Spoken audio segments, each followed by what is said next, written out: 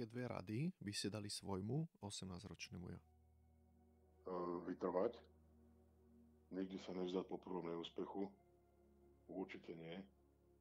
A potom možno nastaviť si ciele.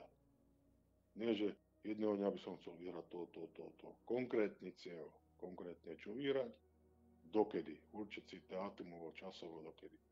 Toto boli veci, ktoré som si uvedomil až neskôr, že boli dôležité. Najprv sme to brali tak, veď skúsime, uvidíme.